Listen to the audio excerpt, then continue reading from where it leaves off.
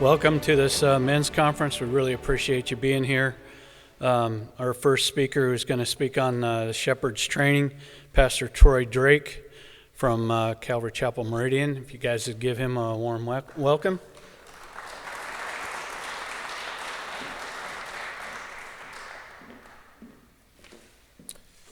All right, fellas. So I know most of you guys. So, hey, can we give a hand to Debbie and the crew for breakfast? Can we do that? She's Ernest's wife, Pastor Ernest. Where's he at? He's there somewhere. Did we lose Ernest? Yeah. Good deal. You know, I was laughing, well, not laughing, but kind of smiling to myself during worship because I don't know how long you guys been Christians, but when I got saved, if there wasn't if the song wasn't in the hymnal, then you had to just learn it. There weren't any song sheets or, overhead and stuff like that. Anybody remember that? Well, I went to church at Calvary Costa Mesa, and so sometimes they would sing songs out of the hymnal, but most of it was just praise songs, and you just had to learn it, And so I have a tendency now to not purposely look at stuff like that because I just kind of became used to that over the years. So the theme here is development of God's King. And I've got the part that talks about the training of the shepherd. And the title of my message within that is called God is Preparing You. So if you're taking notes here, mine's God is Preparing You. And Zechariah said in Zechariah 4:10, for who has despised the day of small things? I'd like you to kind of keep that in the back of your mind, but move over to Psalm 23. We're going to look at Psalm 23 for a few moments. It's kind of like a jump-off point here. But remember, who has despised the day of small things? One of the best things that God does with us is prepare us for what's to come. Whether it's another child that you will have, future problems at work that are coming down the pike, more ministry responsibility, a big health issue that might happen with you or your family. God is working in your life right now to prepare you for those things. And it's a very gracious thing that he does. Amen? Actually, that's our objective with men's ministry. And I realize that some of you guys aren't part of our church, but our men's ministry, our purpose that we have is, we call it godly man training, because we're just trying to create a simple ministry that helps guys grow into God's vision for their life, and just to simply help you do that. And that's really it, because we've been shown by the Lord that preparation is a big deal. And so my message here highlights the way that God prepared David before he became king. Now, we don't have a lot of info on that, and so we're going to do a little bit of speculation, but we can imagine that there were lots of small things that happened in his life before he had responsibility for big things, because that theme is throughout the Bible, that God is preparing people in small things before the big things come along. When I was in Israel 7, 8, 9 years ago, I can't even remember what year it was, but when we were there, we went to the place where the Philistines and Israel had the battle there it's called the Valley of Elah. And there's the two hillsides and a stream runs through it. And that's where David goes down and gets the rocks to shoot at Goliath, And I went down there before. It was so incredibly hot. It was like being on the sun in this place that day. And everybody's like wanting to get back to the bus as soon. We did a little devotional, and everybody's running to the air-conditioned bus. And so, but I go down to the stream bed, and I'm looking for smooth stones because I want to take home a souvenir. Thank you. Gosh, if I don't write it down, I can't remember my name. And so I go down there, and I'm looking, and I pick up a few rocks, and I take them to our the lady who's our tour guide.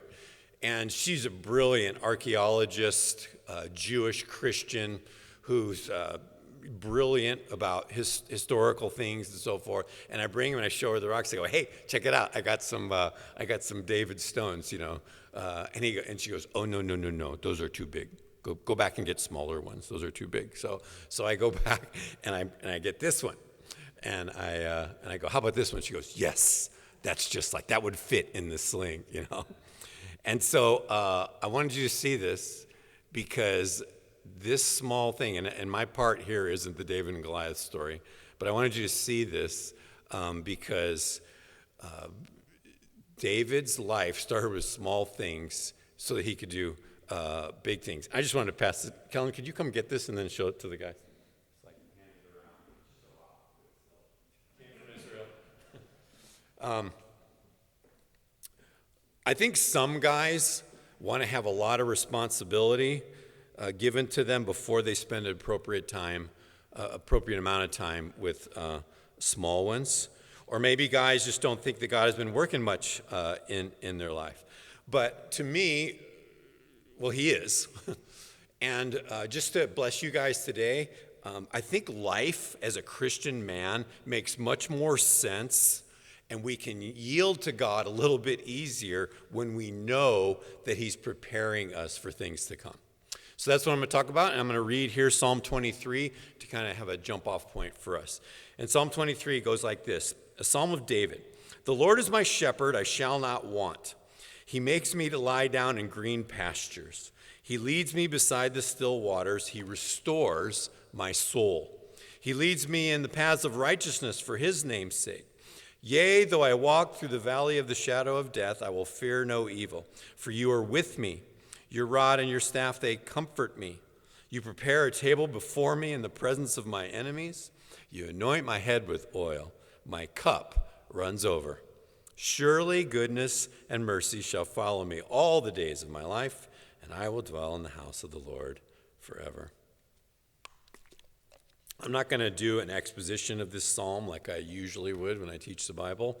I'm just going to emphasize one element that's present in it, and that's the preparation aspect. Because I think what this psalm does, especially when it's concerning David and his life, is it helps us see what God is doing now and then how he's preparing us for the future. I mean, notice how many things are happening now with him that were being prepared before, and then what kind of things were going to be going forward in his life. And so I wanted you to see that because it's just this constant thing that God is doing in your life, and it's just so great. And I know that some of you guys are older, and this is for you too, because sometimes we think when we're older, because I'm getting to be an older guy, and we can start to think, well, all that's behind me now.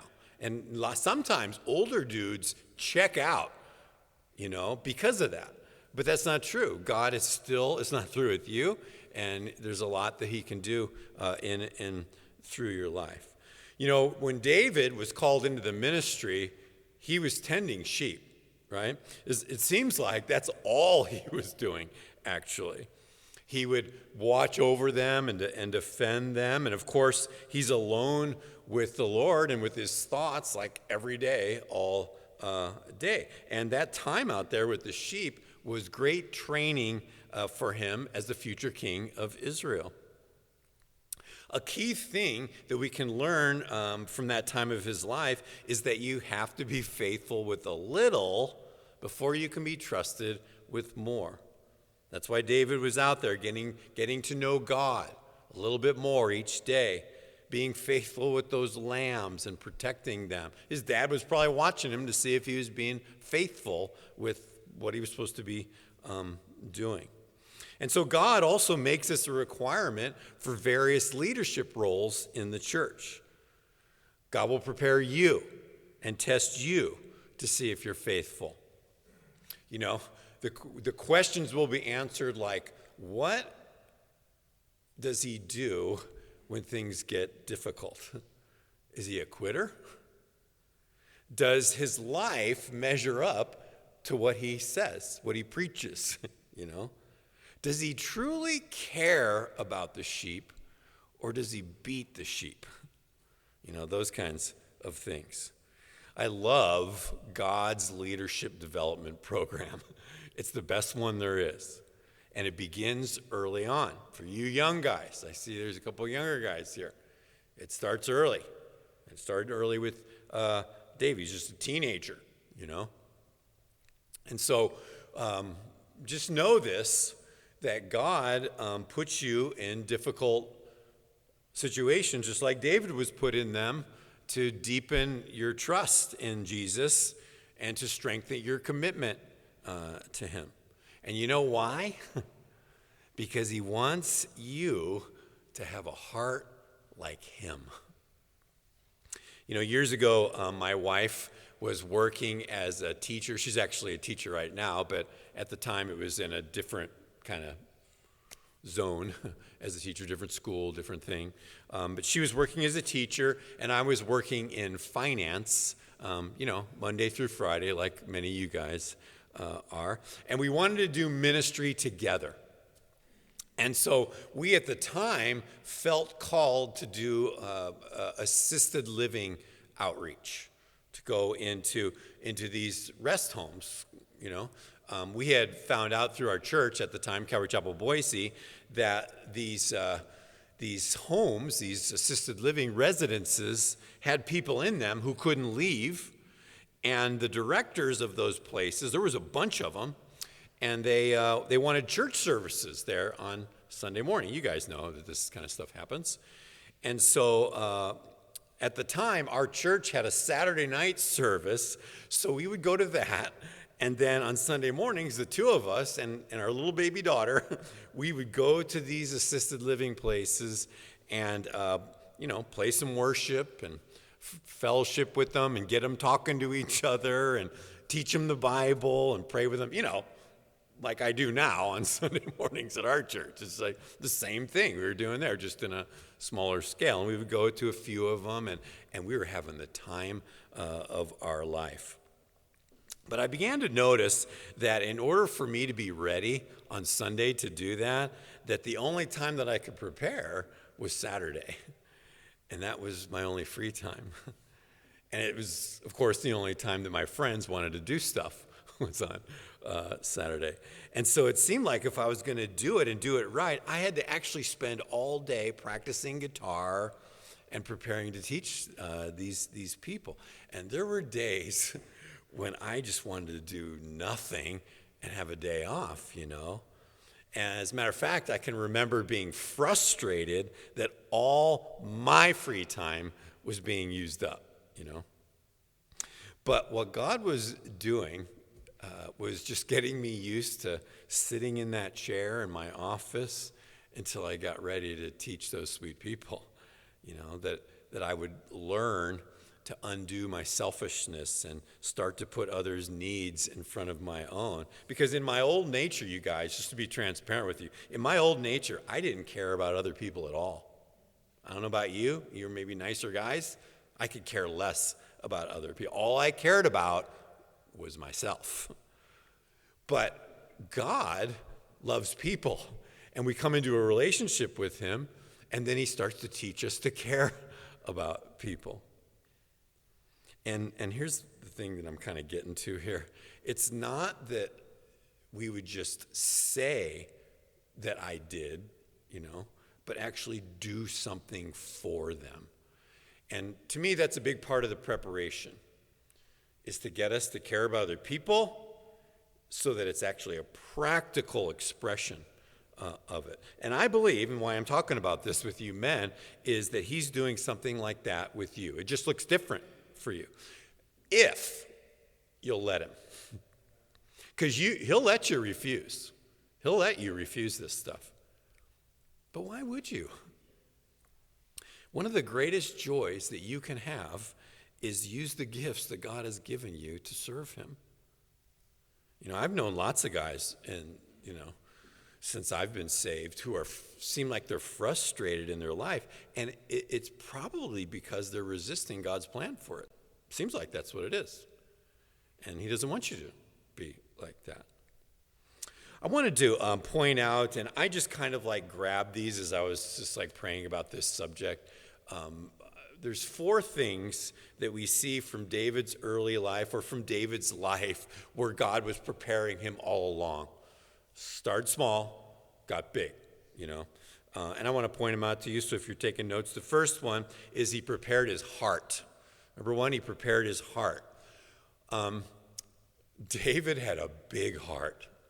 And I wonder if he was just kind of naturally a big-hearted guy. Like, I know some of you guys, and some of you have such a big heart. And maybe there's some of that. We were just like started off that way, or you grow into it.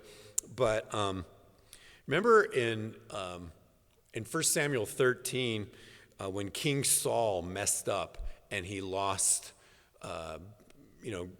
essentially God said, well, you're not going to be king of Israel. I'm going to remove you because I've found a man after my own heart. And he was talking about David.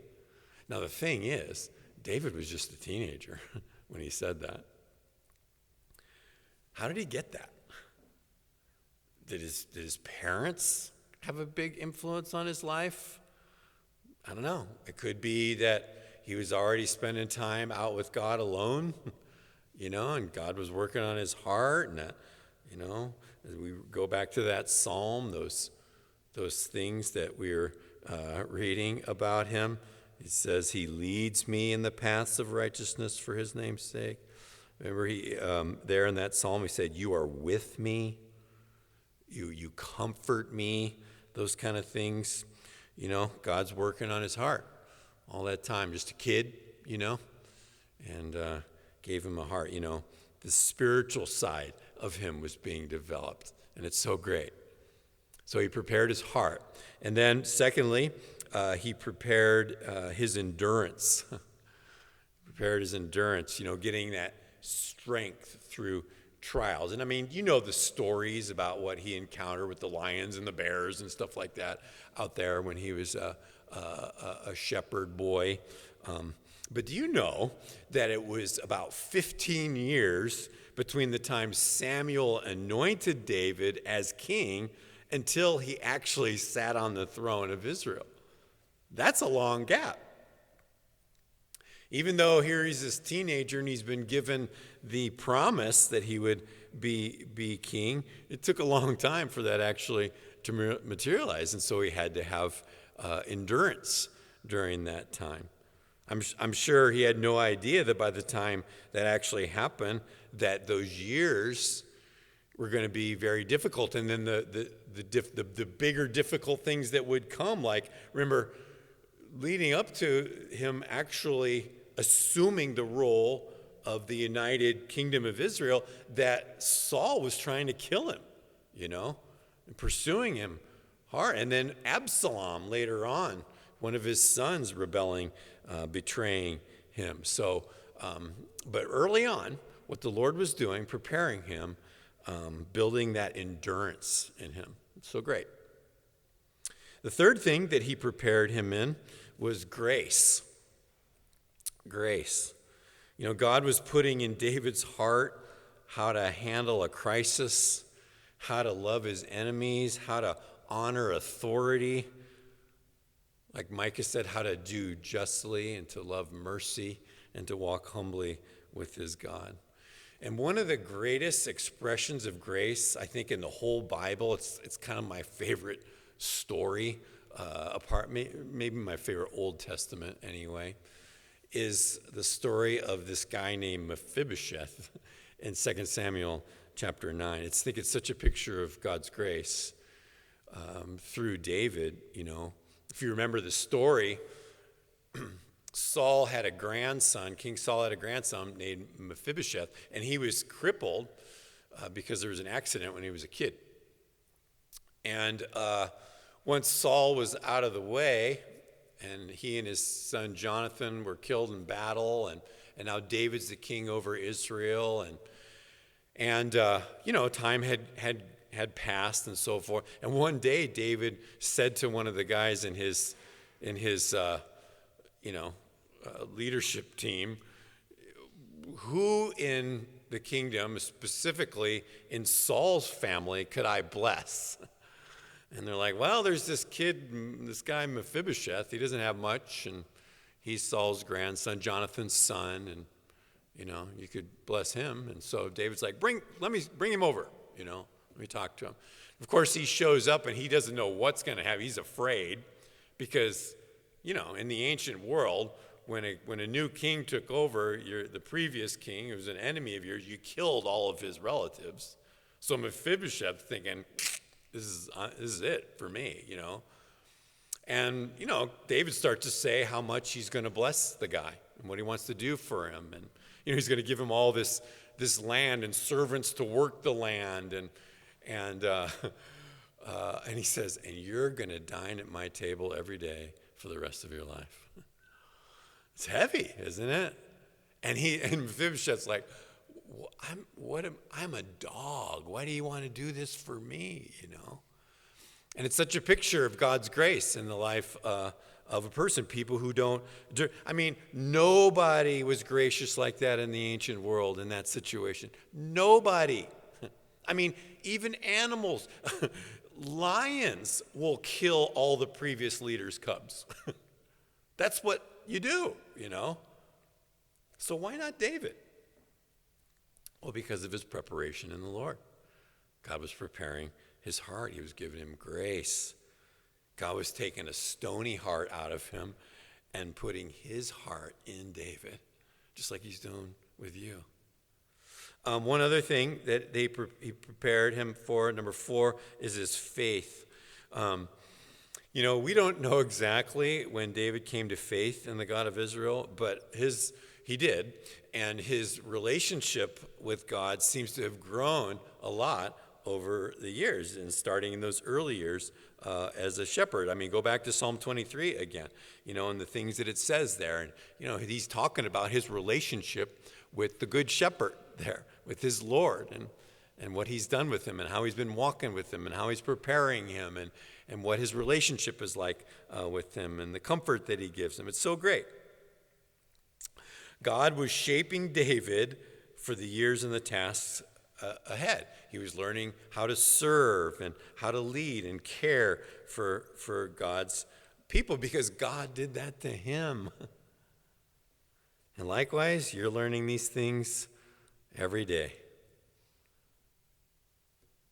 I get to help out at my daughter's school. She goes to a Christian school in Meridian, and she just started doing that when she got into 8th grade. She was homeschooled before that, but she just loves this high school, and it's such a good Coal Valley. It's such a good Christian school there, and I get to be one of the student advisors. So every week they have chapel, and so the whole school comes together in chapel, and they break into small groups. And I have a group of 7th grade boys that I get to minister to each week. So we'll talk about what the main theme of the chapel was, and I play games with them. We horse around and throw the football and stuff. But I'll bring up spiritual things because I want to get something in their life that's eternal, And I was talking to him the other day when I was there about the attributes of God. So what are some characteristics of God? And the boys are trying to name them off and stuff like that. And this one kid, Isaac, he is an incredible kid. God has really got a hold of this kid's heart. And he starts naming off things about God that nobody else is. He's saying, well, God is really kind, and God is just, and God is gracious. And I'm like, who are you?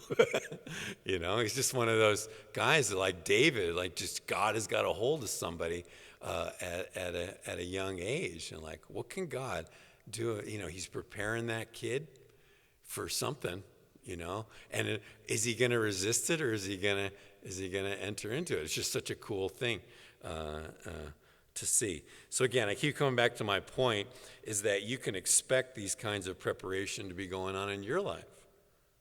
You know, God is working on you right now to give you patience if your mother-in-law moves in with you. You know? Or building up hope if there's a physical trial with your wife later on and she needs you. Or to give you a bigger heart for the lost. Christians here in this world, we have to have a heart for the lost, and God wants you to have a bigger heart for that. He's preparing you in suffering so that you know how other people suffer, and you can have compassion on that. That you would be prepared to learn to appreciate what you have and not take everything for granted, like just expect to be served, and those kind of things. Some guys don't think this is happening because life is pretty mundane, isn't it? I was thinking about all the mundane things that David would do each day. Picture him out there with a herd of sheep, or it's not a herd, it's a flock, right? I'm a city boy, not a farm boy.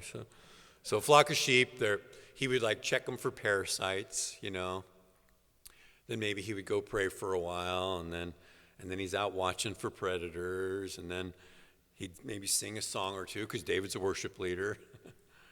And then he'd go break up a sheep fight, and then he'd move him to higher ground, and then he'd take him down to water, and then maybe he'd meditate on some scripture that he heard at synagogue last Saturday. Just, all these things are like what you dads do with your kids, right? Basically. So it's just mundane, everyday stuff that we do. And then the next day, he would do it all again. So this is to remind us, because I think us guys, we expect things to be exciting. And most of life is just mundane things. The preparation is rarely exciting. Think about baseball players, pro baseball players. They go through spring training, and I doubt any of them are really excited about fielding 100 ground balls to the left and then 100 ground balls to the right, But when the playoffs come along and there's a sharp grounder, they're ready for it, right? And it's the same kind of thing with us spiritually. So like him, it usually starts with something small, like tending a couple of sheep. And just to do that and repeat it every day. Another story, just a personal story. I know I'm telling a few of them, but this is what I got. When we adopted our oldest daughter, Canada is her name, we adopted her and she was 14 years old. And she had been in foster care for a couple of years. And, she came into our life because her parents lost their rights to her, right? And so first of all, she's an emotional person anyway. And then, she's just devastated by what's going on. I remember when we were at the courthouse getting sworn in, they do the thing legally. She's just crying the whole time because it's just like, this is a big life event. And so I'm telling you this story because when she first came to live with us, I had a little office in the garage, and she would come out nearly every day for 6 months and cry on my couch in my office and just pour out her heart about what was going on. And she wouldn't mind me telling you this, or I wouldn't tell you. And it was so great for both of us because I'm not a naturally very compassionate person. I don't have, my kids used to say Dad has one feeling. I'm just not a real feeler type, naturally. But she is, and God was trying to help me understand her. And what it really did is not only did it develop a relationship that, as of today, we have a really sweet relationship between the two of us because I was able to minister to her and she was able to pour out her heart into me. She helped me be more compassionate as a person. And I wouldn't have got that, well, at least certainly would have had it happen another way if she hadn't come along. She helped me with my feelings and to, help people walk through things and not just be selfish and those kind of things. And so, again, I guess I just want you to know that God is way out in front of everything that's going on with you. There is this book. Oh, I forgot to bring it. Bummer. There's this really good book called A Shepherd Looks at Psalm 23. If you've never read it, I think all Christians should read it because there's so much sheep stuff in the Bible. That Philip Keller, I think we might have it in our bookstore at our church on Sunday, but Philip Keller, who wrote a Shepherd, it's really an exposition of Psalm 23 from a Christian sheep rancher's perspective. It's great. And, he says things in there like sheep are dumb, sheep are stubborn, sheep are defenseless, and the real problem is we are like sheep.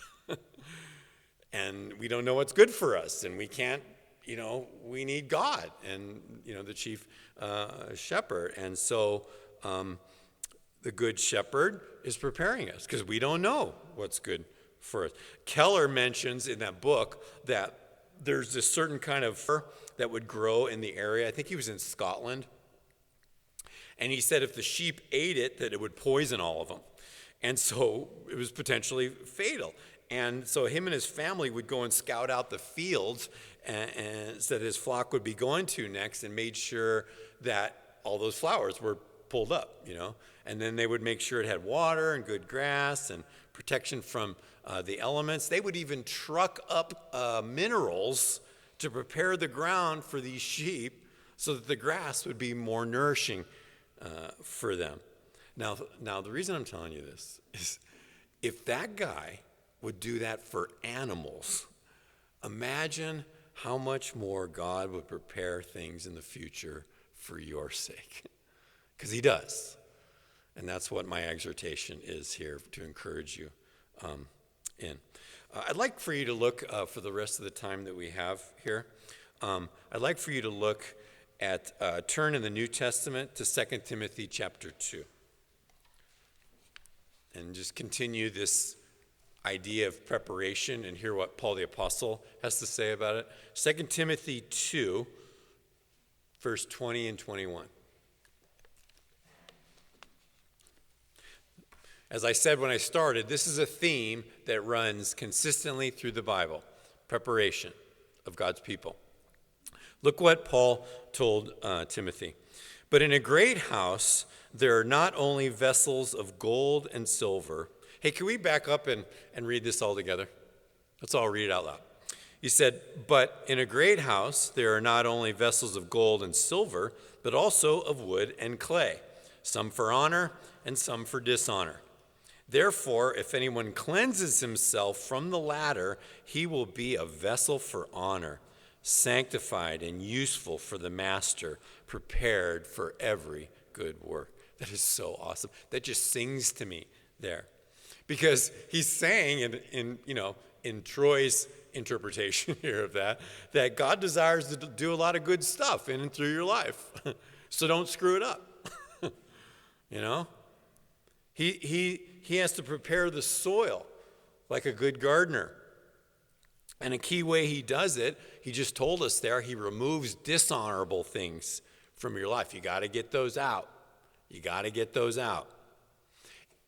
And you see, you guys, according to this, he doesn't do it without your participation. You participate in the process of removing dishonorable things from your life. Now, we need his power.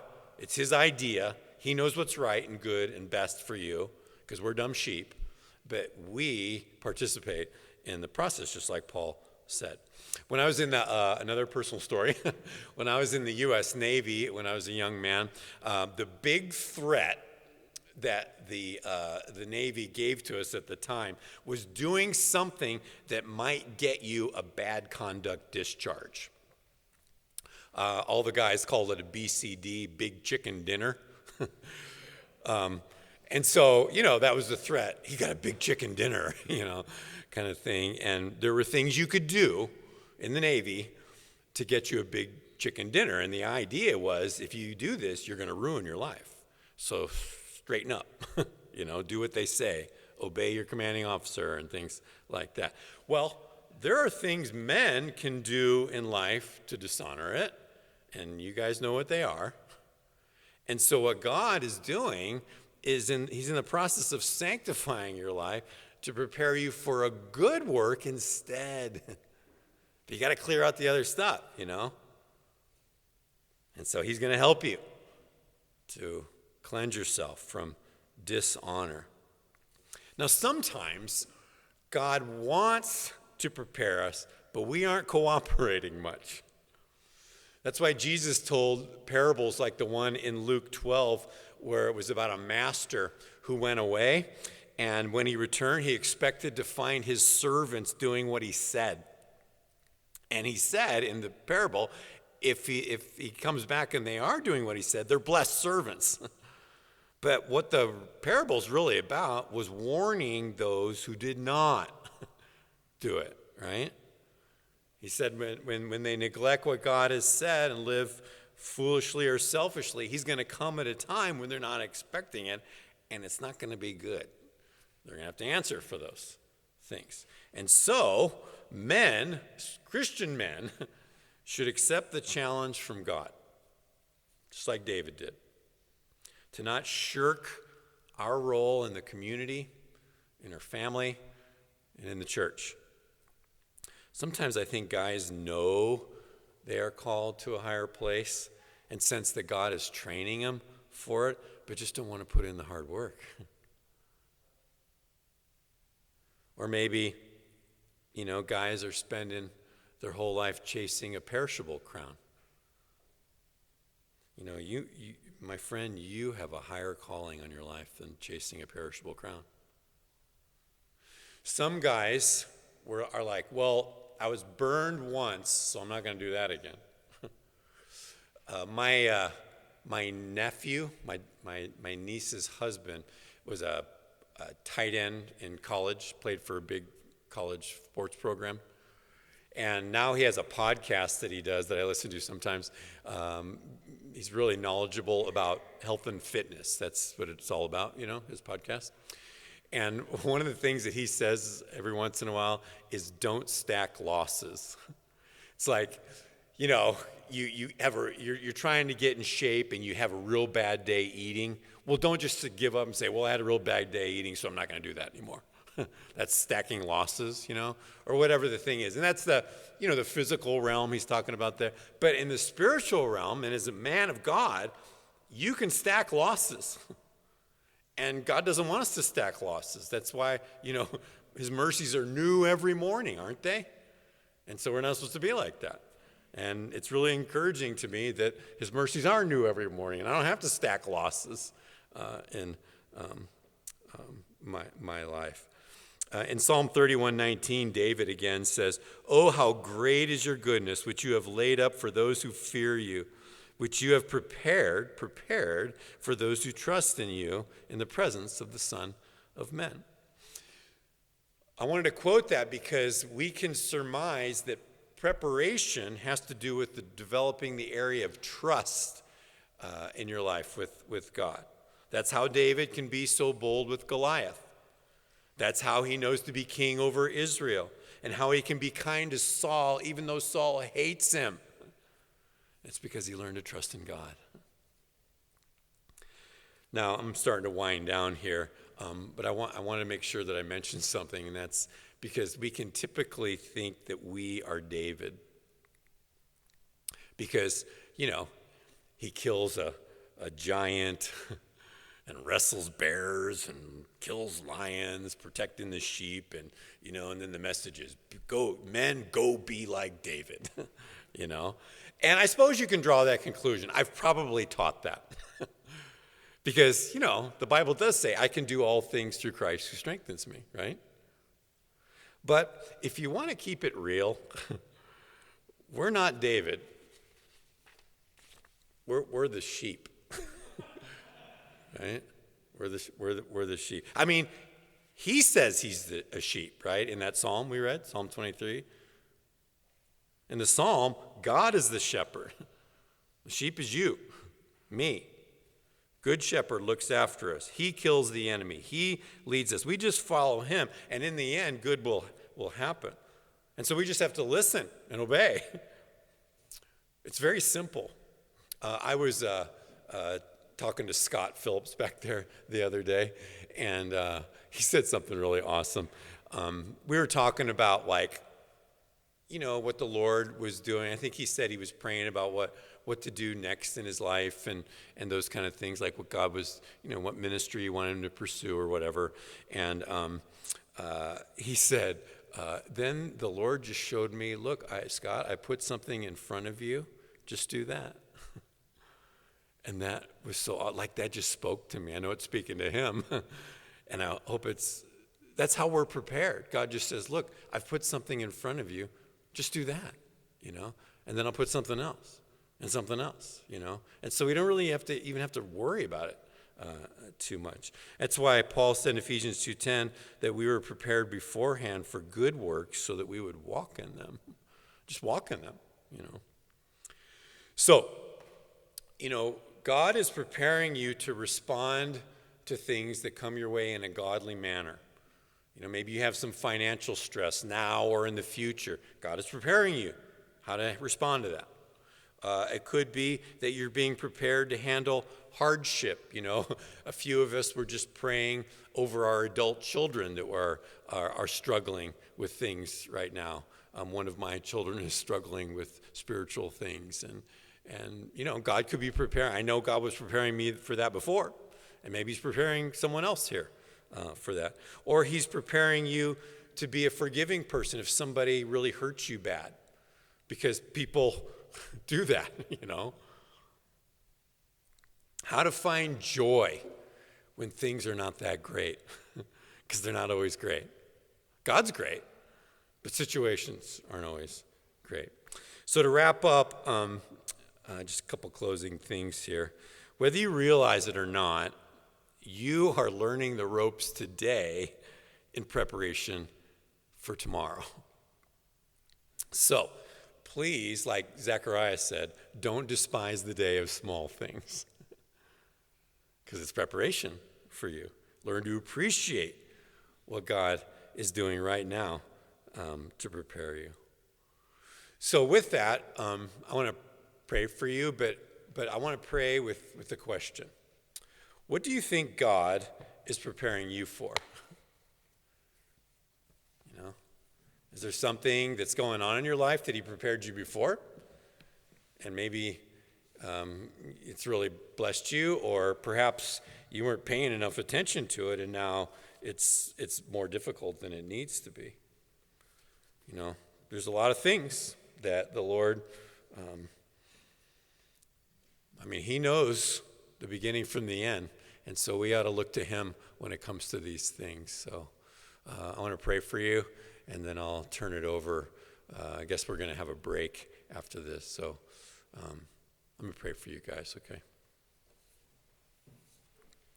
Well, God, I just thank you for this topic, this subject that I got to share with the brothers.